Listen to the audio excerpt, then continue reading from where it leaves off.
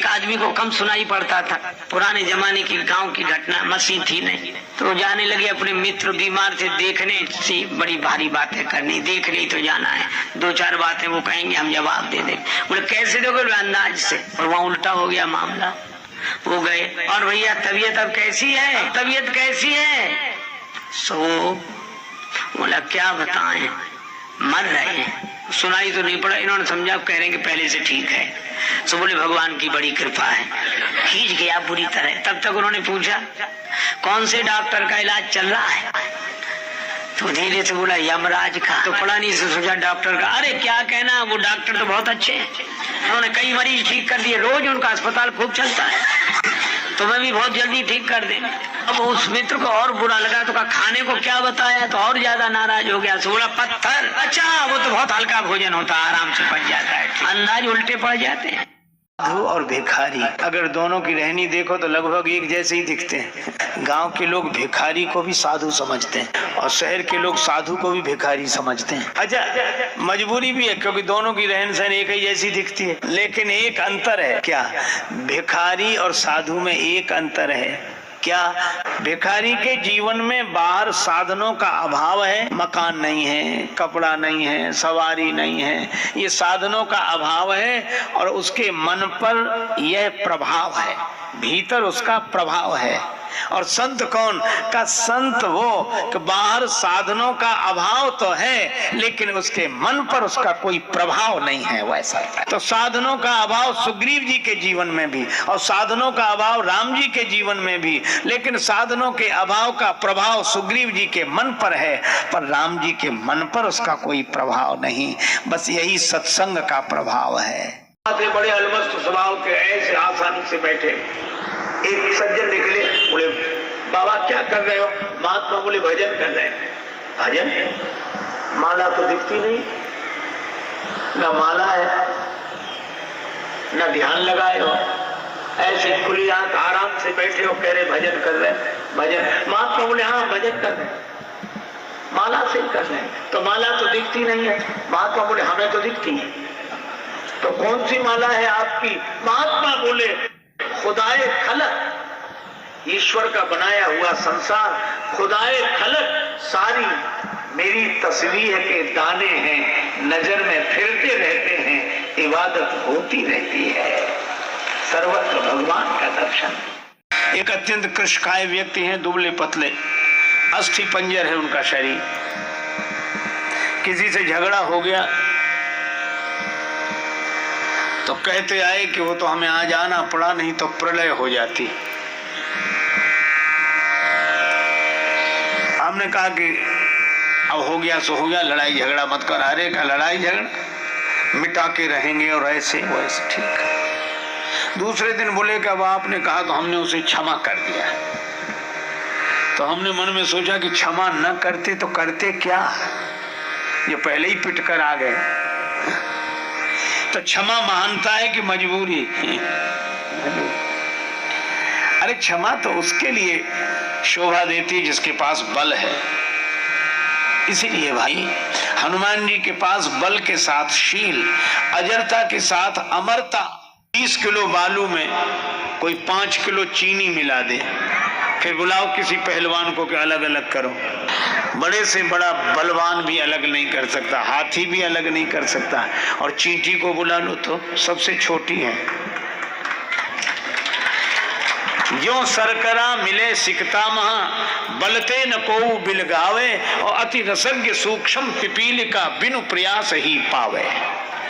चींटी को बिना प्रयास के मिल जाता है। देखो सरकरा का मिलना मुश्किल नहीं है, पर चींटी का होना मुश्किल है। इसका अर्थ यह है कि जगत की बालुका में मिली हुई भगवत भक्ति की सरकरा पाने के लिए जब कोई अत्यंत छोटा अपने को चींटी समझता है तो उस रस को प्राप्त कर लेता है, अभिमानी नहीं कर पाते। एक विदेशी कुत्ता अपने देश भारत में आया है, तब कल्पना है आया होगा तो हवाई जहाज से उतरा होगा। यहाँ के कुत्ते स्वागत के लिए गए। यहाँ के कुत्तों ने कहा कि आपके चरण स्पर्श से धरती धन्य हो गई। कुत्तों के भी चरण स्पर्श से धरती धन्य हो जाती अगर वो विदेशी हो तो। कहाँ कहाँ घूमने का विचार है? बोला कहाँ कहाँ, यहीं बसेंगे, यहीं की नागरिकता, यहीं यहीं रहेंगे।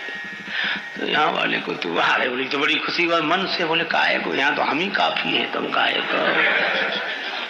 लेकिन उन्होंने कहा कि तुम्हारा स्वास्थ्य तो अच्छा दिखता है, तो जहाँ जिस देश से आए हो क्या वहाँ खाने पीने की सुविधा? अरे यहाँ से बहुत अच्छी सुविधा खाने पीने की, वहाँ जलवायु क्या कहने, वहाँ का जलवायु बहुत अच्छा।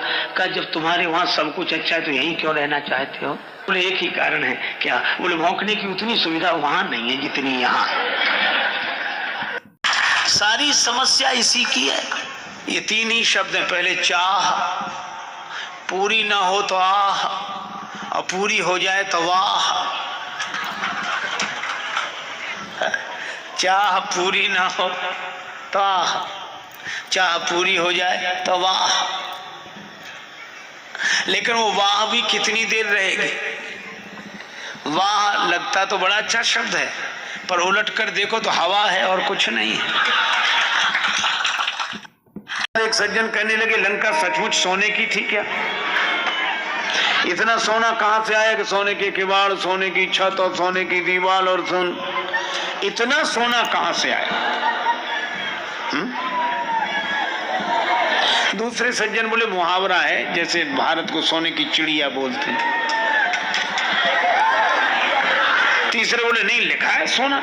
अब उनमें विवाद हो गया, तो हमसे कहा कि आप बताओ लंका सोने की थी?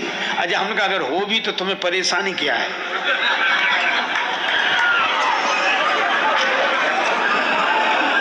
बोले वो लगता नहीं है, हमारे गले नहीं उतरती ये बात।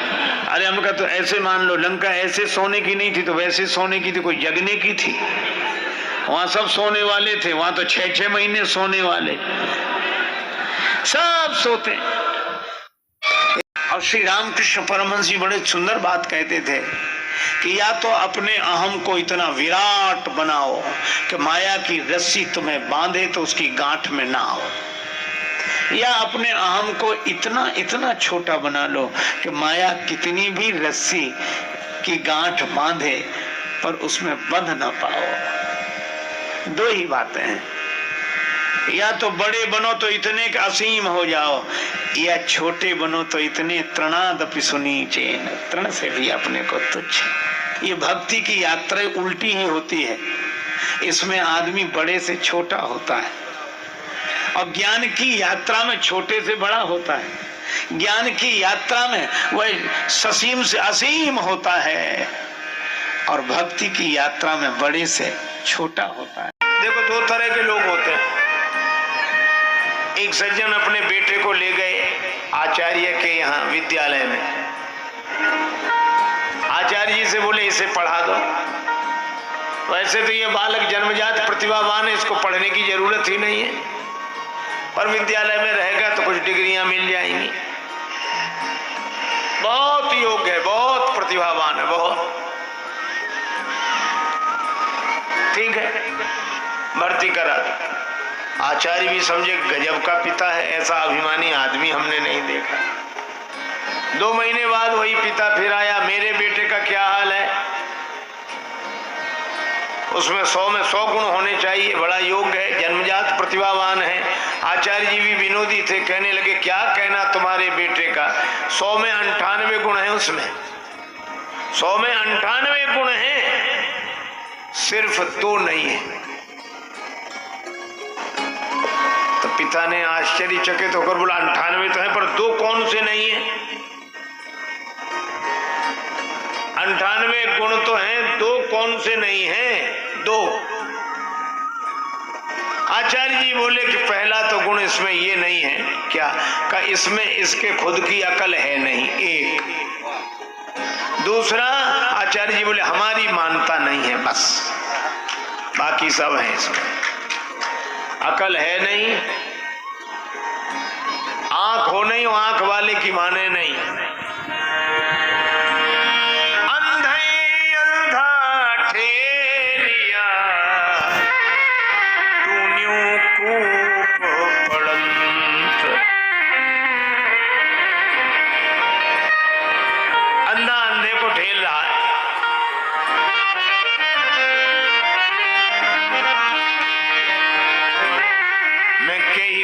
समझा, सब जग अंधा मैं कही का समझा, सब जग अंधा मैं कही का समझा, सब जग अंधा मैं कही का समझा, सब जग अंधा मैं कही का समझा, सब जग अंधा मैं कही का समझा, सब जग अंधा मैं कही का समझा। बिन गुरु ज्ञान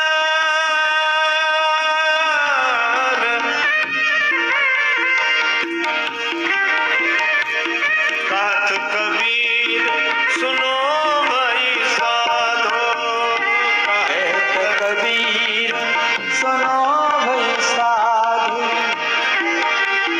बिन गुरु ज्ञान भटक गयो बंदा,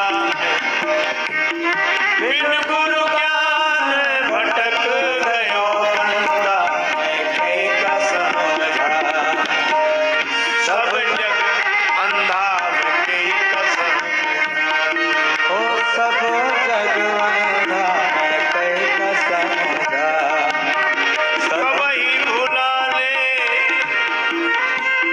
सबई भुलाने, पेट के धंधा मैं कही का समझा, सब जग अंधा मैं कही का समझा, सब जग अंधा मैं कही का समझा।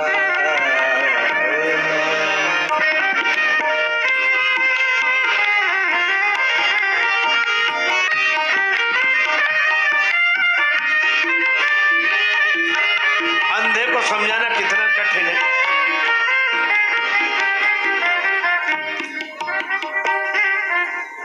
एक आदमी कह रहा था कि महाराज अंधेरे में कुछ नहीं दिखता।